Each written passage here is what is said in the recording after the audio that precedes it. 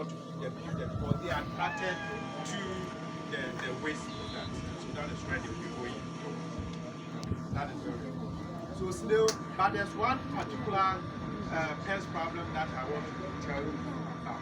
And most people don't see them as pests because we don't know. That is the spider mites. I have that here. Yeah.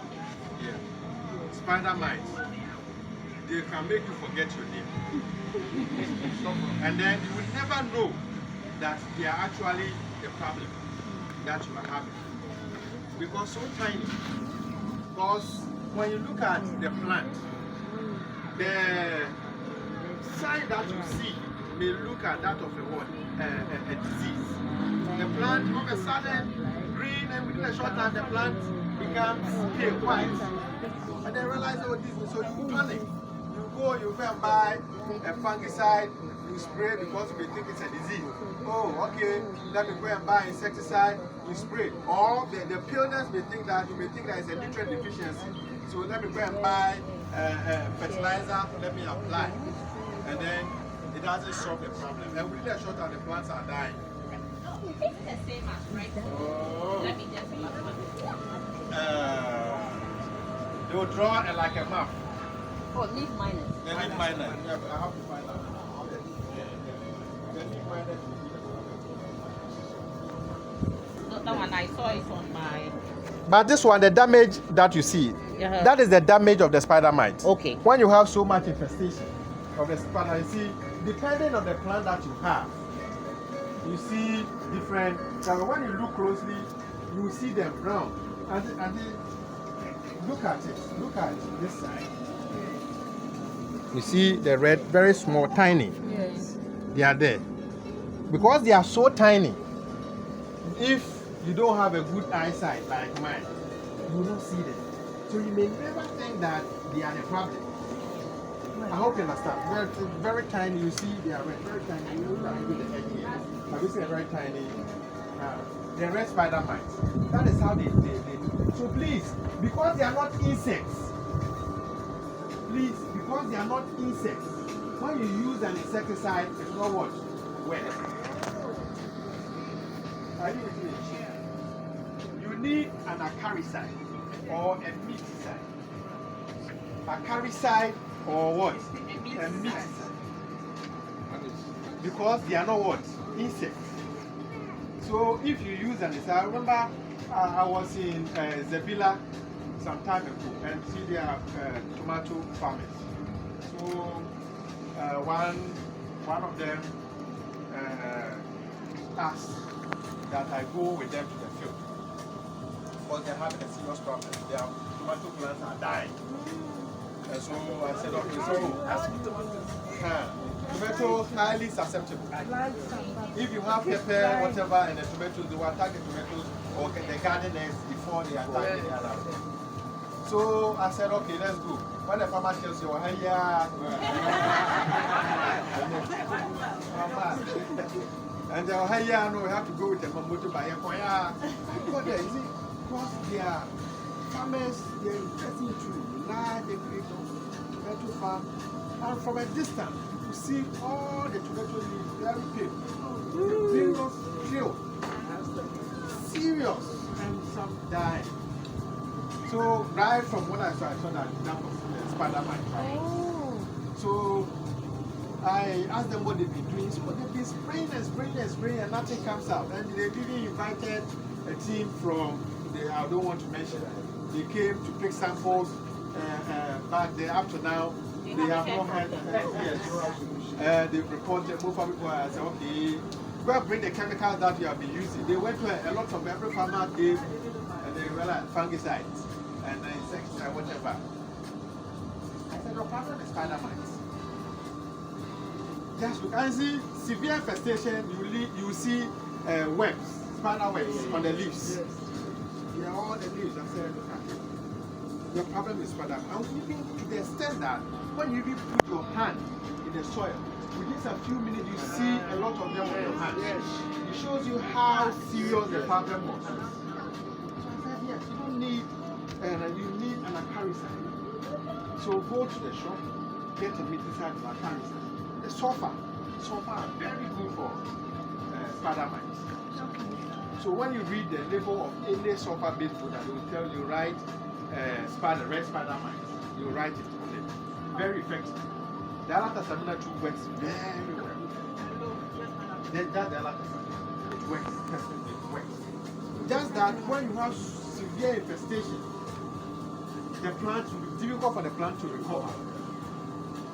So when you have severe infestation, I would advise that you cut them, or you can prune all the leaves.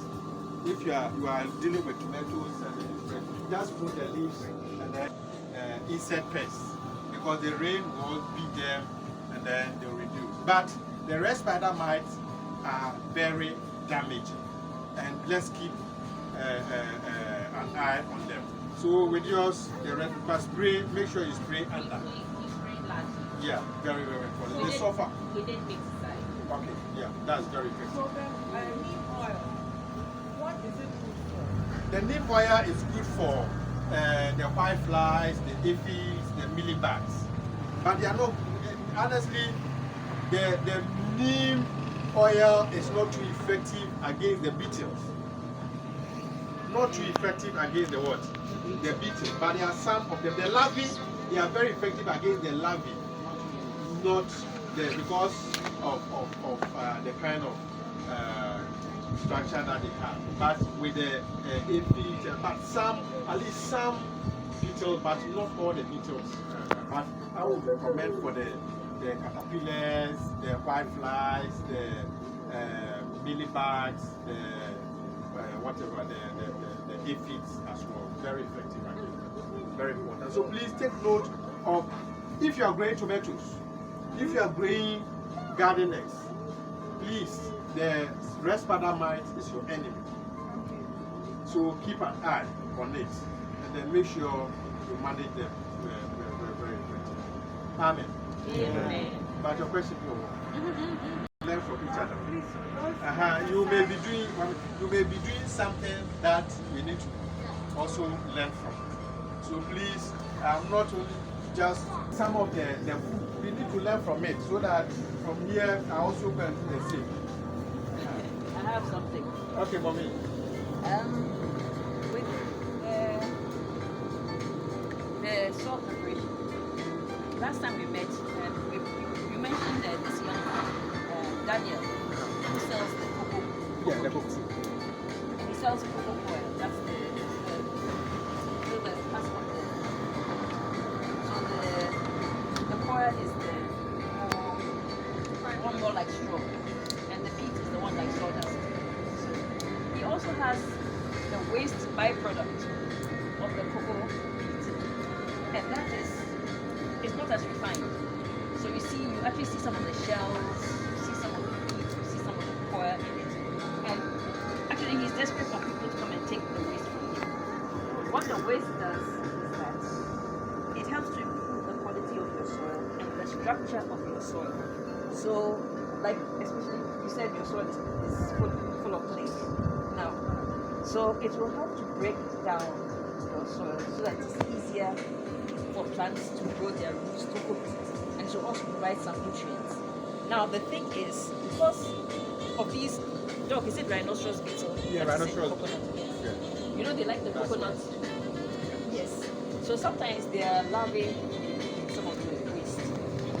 When you get the waste from him, I would advise, I found this out the hard way.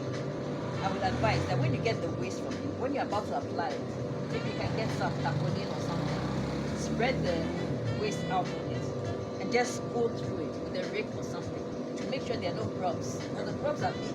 Yeah. They are very big. They are white and curved. So yeah. So when you see them, then you remove them and kill them, because those grubs can destroy your plants because they eat the roots. So that's the only thing I'd advise. But otherwise, you can get the waste from it. Keep it in an area for maybe a couple of months or so, or in your garden when you want to prepare your soil.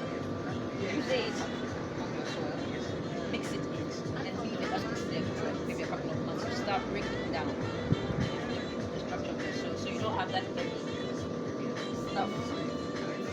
This is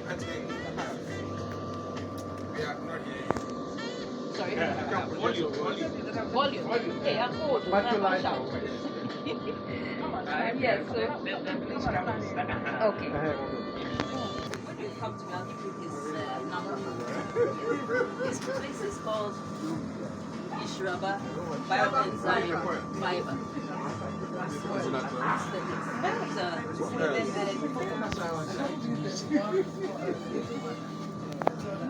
The cocoa peat is the one like sawdust. This is the next stage, this is the point. And these are the husks. So, all this can be used in your garden. You know, if when you plant, like, especially with ornamentals like Ackah, you can put them on top of the soil around the plant. This I use as mulch. So when you plant your various veggies and whatnot, then you spread it around the root so it retains the moisture in the soil and keeps the roots moisturized. So I was talking about improving the consistency of your soil. For those of you who have heavy and clayey soils, when you get the waste from this young man, you find that it has a mixture of all of these. And it looks more like the cocoa peat and all that. And then you can mix it into your soil to improve the soil structure. So it's lighter, more porous, and your roots can grow better in it. Otherwise, when you have the thick clay and what's the other word? Anyway, whatever soil, it's difficult for your roots to move through and become a strong plant. So, like I said, I'll provide the details for this young man. You can go and collect as much waste as you like from him. His bags are free. You probably just have to pay for delivery. So, that is it.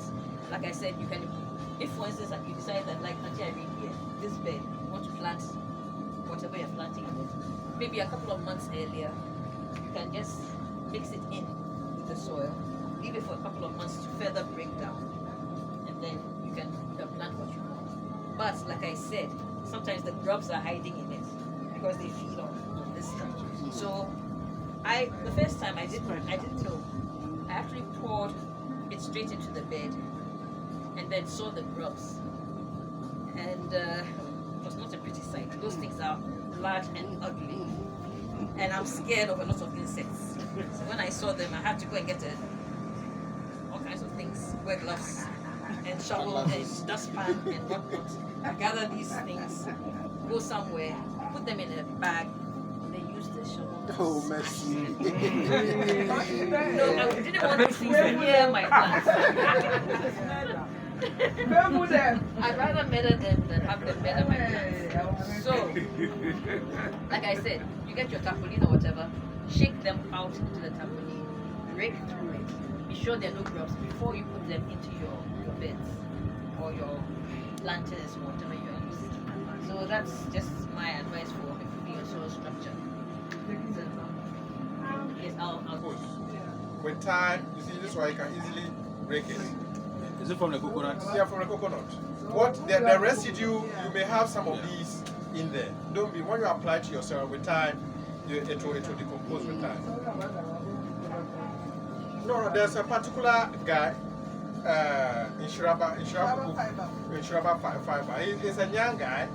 His father used to be a carpenter, and then he decided to use his father's workshop now try to process the coconut waste. So he goes around to pick the coconut waste from those who have been selling, and then is now preparing the peat.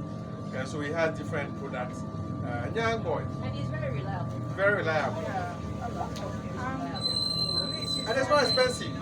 And then either you're ready for your delivery or you can but if you can't and we don't make it your place today, I've got so many deliveries I'm making. So please expect me tomorrow. That is what That's fine. That's people are too ready to say, oh, I'll do this, and then you wait forever and then you have No, he's actually, very reliable. he gave us, I think, 50 bags. I went for 20. I haven't gone for the rest.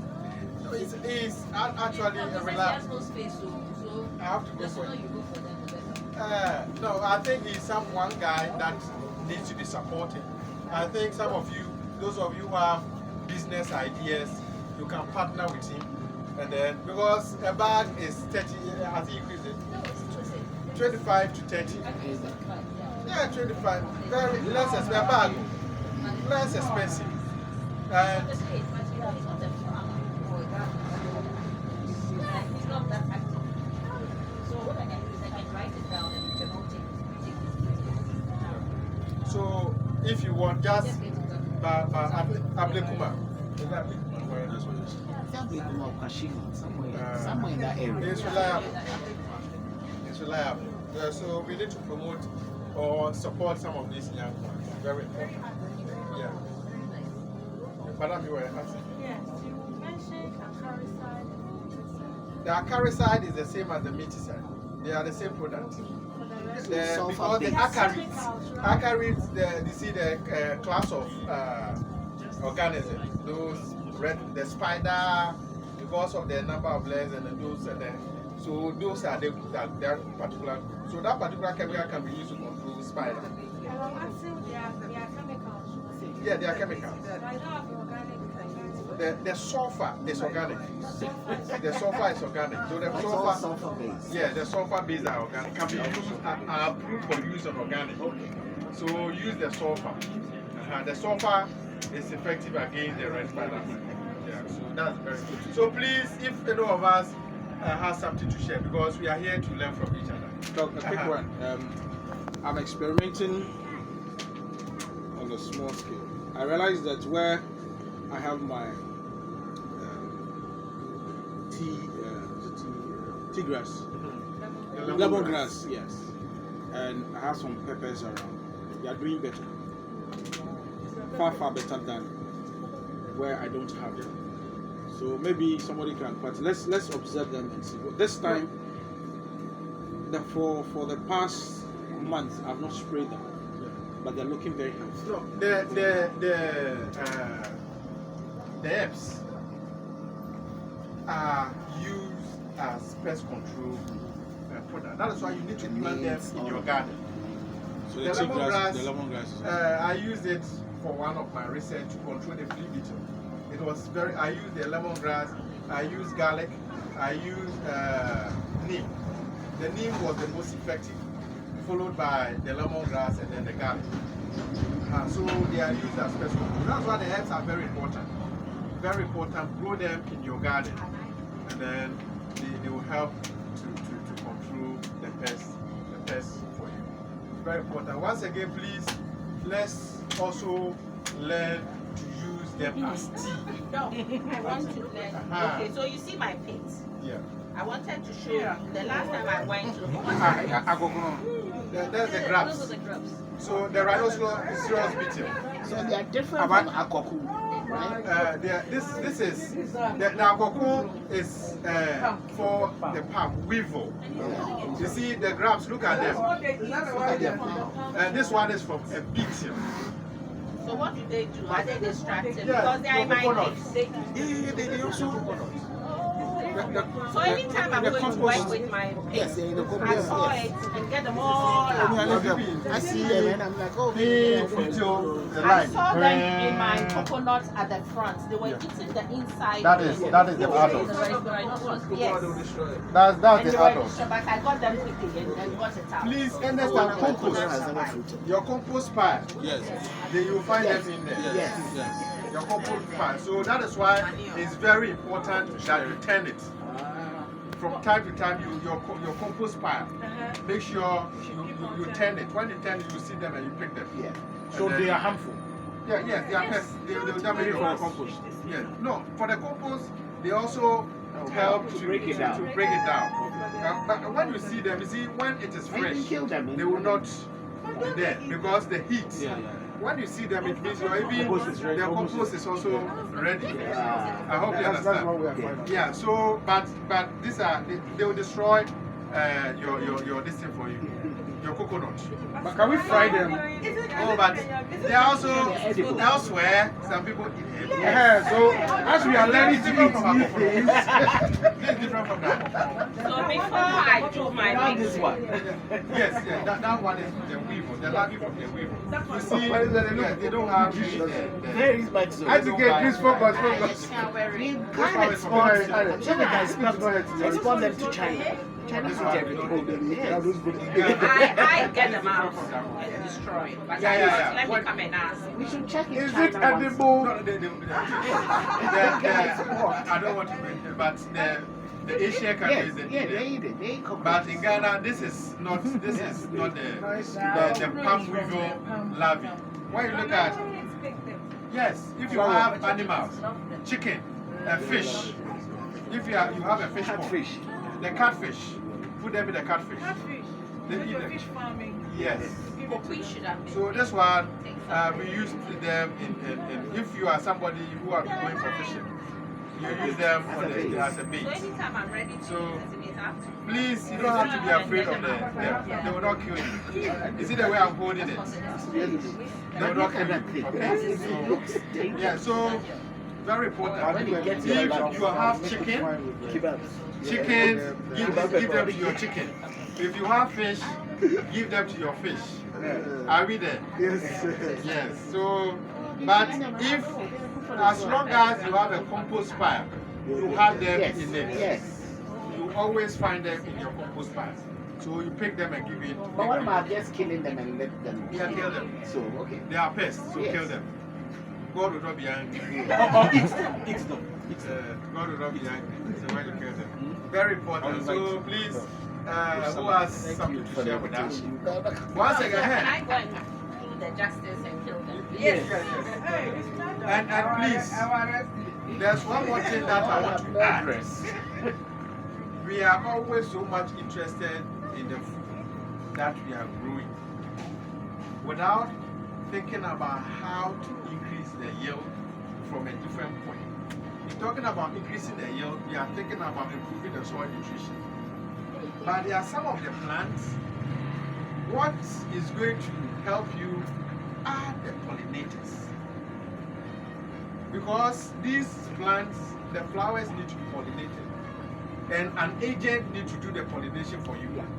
So you need the bees, you need the butterflies, you need some other insect in your garden to do the pollination for you.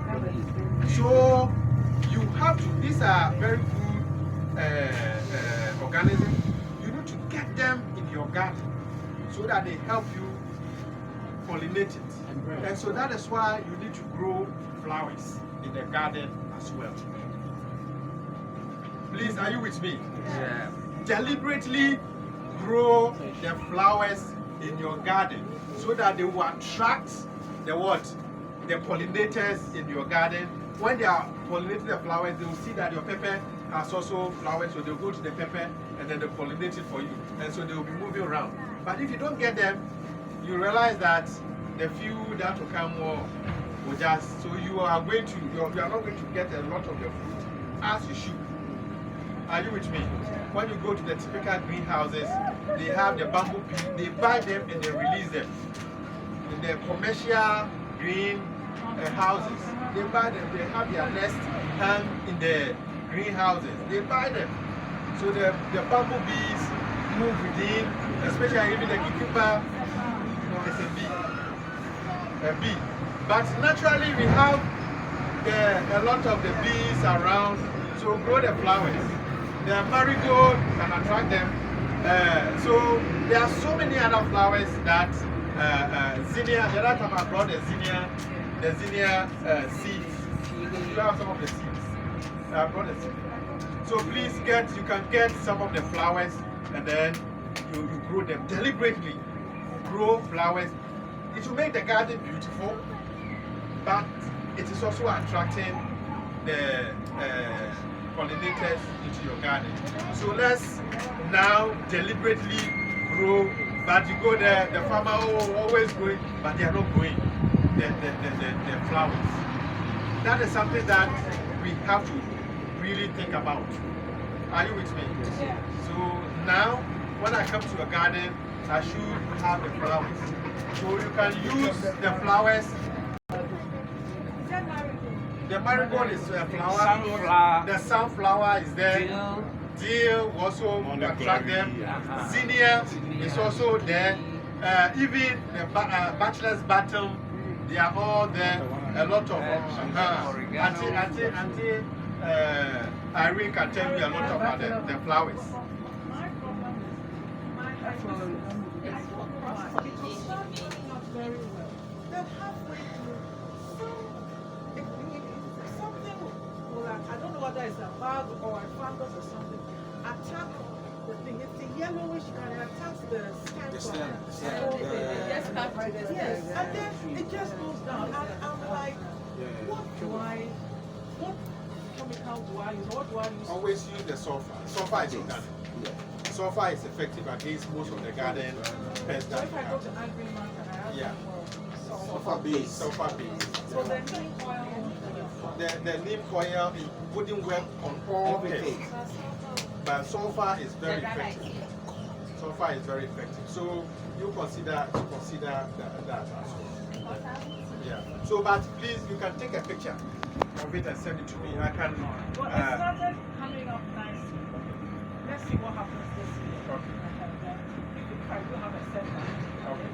So always, please, if you have any challenge, take a picture and then you tag me because of the number of posts. When you tag me, I'll see it and then or also like respond accordingly. Very important. Yes. I wanted to find out, can you mix, let's say I wanted to spray neem and alatasane and I need to add some salt. Can I add a sulfur to it and do one-time spray for everything? Like Well, two that in one is what thing? some people do, but I don't recommend that. Okay. Because when you add some compound, they will turn into a different. So because unless they have written on the label that you can add, you can mix. But I always advise that just spray the different. Always just try because you don't have to spray them the same time. If this week you spray this, the following week you spray that. So you alternate. The best way, I think that maybe some other time I'll talk about, but the best way to make you are not even going organic. If you are dealing with a particular pest, get different active ingredients. You spray this one today, the next time you are spraying, use a different active ingredient. That one, the pests don't develop resistance to it. But if you use the same active ingredient, they may develop, or you are spraying them all today, but definitely the next time you may have to. But just alternate the active ingredient. Today one, the next the other, so that you can have very effective. Baking soda can, but it depends on how you mix them. Please note, all these, you can read more, but you see, you don't have to use so much of them. The neem, for example, if you use so much of the neem, it will kill your plant. Your plant, yes, it will burn it. Especially even, yes, sulfur. You spray sulfur. Yeah. It's And some, the level that you use, please note that the level that you use in controlling aphids will be different from what you use in controlling, let's say, the beetle. So, but we are all used to, they said that you have to use this quantity, you use it for all pests. No. And then if you are dealing with okra, the amount that you use in dealing with okra may be different from that on tomatoes because the leaves, the plant is different. So sometimes even when you are going to buy the sulfur, the product on the shelf, they will tell you that for this particular crop, if even sulfur, because the company formulation will be specific for some particular pest, some particular crop. Are you with me? yes. So if they write okra, look at the target pest and the kind of crop. Even the sulfur that I'm talking about, they will tell you for okra. If they didn't tell you or they didn't write on the label for you to go and use it on, let's say, tomatoes, be careful because that amount will be so high that it may kill your tomato plant. I hope you understand. Because the pests, that particular aphid type that will attack your tomato may be different from the type of aphid that will attack your mango. And so the manufacturer took that into consideration. And let's also stick to the quantity. If you use it more, it will burn your plant. Very, very, very, very important. Okra, sometimes as you go, okra so sensitive to high doses of the neem.